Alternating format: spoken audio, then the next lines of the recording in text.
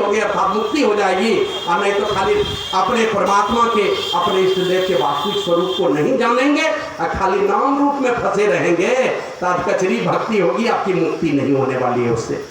तो शिव जी का ध्यान करते थे। ये काकभूषुंडी जी अपने सुना रहे हैं, मैं धनी और दाम्भिक शूद्र था। कौन था?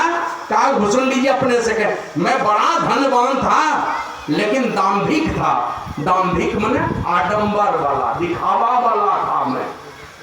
दंभ माने बाबा कबीर भी कहे ना, प्रेम बिना जो भक्ति है सो निज डिंब विचार। ये डिंब है माने आडंबर है, दंभ है, दिखावा का भाव है।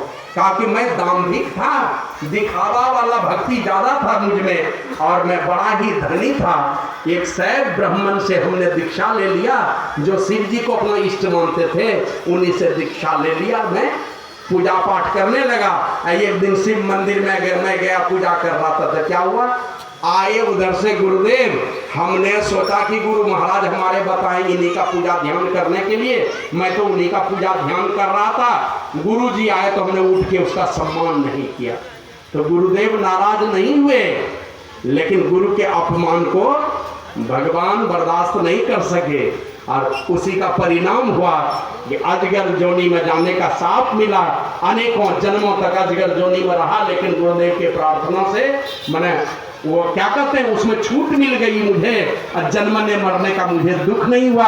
और कहा जिस योनि में जाओगे, जहां भी जाओगे, राम भक्ति सदा तुम में विराजेगी, जन्मने मरने का दुख नहीं होगा, और तुम्हारी गति को कोई रोक नहीं सकेगा। जहां मन करेगा वहां तुम चले जाओगे। तो इस प्रकार मैंने मनुष्य का शरीर पाया, मनुष्य में ब्राह्मण का शरीर पाया। उस बार उज्जैन में अकाल पड़ गया, ये क्या, तो वहां से मेरी यात्रा हुई, और इस प्रकार यात्रा करते करते ये कौवे के शरीर में मैं पहुंच गया।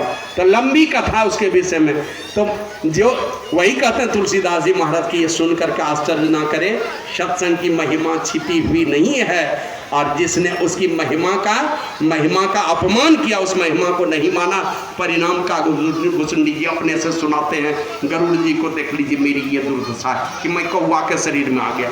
कभी था आदमी के शरीर में, कभी देवता के शरीर में, कभी ब्राह्मण के शरीर में, अभी आ गया कौवे के शरीर में।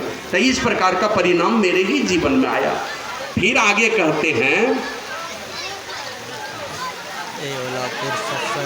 श्री सद्गुरु महाराज की जय। साल में जो एक बार होता है। थोड़ा आगे बढ़ जाइए, थोड़ी जगह है तो आगे बढ़ जाइए, सट के बैठ लीजिए थोड़ा। और संचालक महोदय से निवेदन है, अगर समय हो जाए तो बता दीजिएगा, हम बंद करेंगे। श्री सद्गुरु महाराज की जय।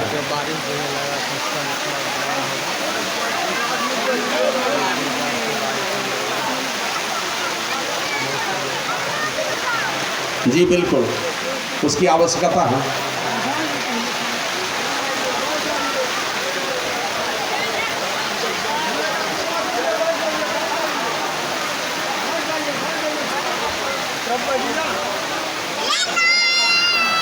श्री सद्गुरु महाराज की जय। तुलसीदास जी महाराज कहते हैं, जलचर थलचर नवचर नाना, जे जड़ चेतन जीव जहाना। इस जहान में, इस सारे संसार में जड़ और चेतन जो भी है, कहीं स्थिर हैं या चलने फिरने वाले हैं।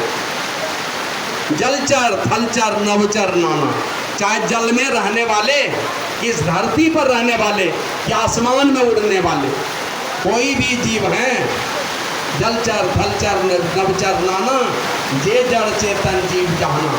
जड़ या चेतन कोई भी जीव इस संसार में है, मति गिरती गति भूति भलाई, जब जे ही जतन जहां जे ही पाई।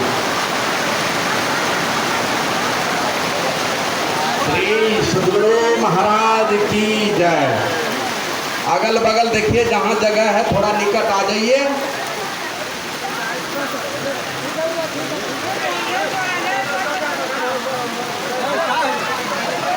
बारिश पड़ने लगा। श्री सद्गुरु महाराज की जय।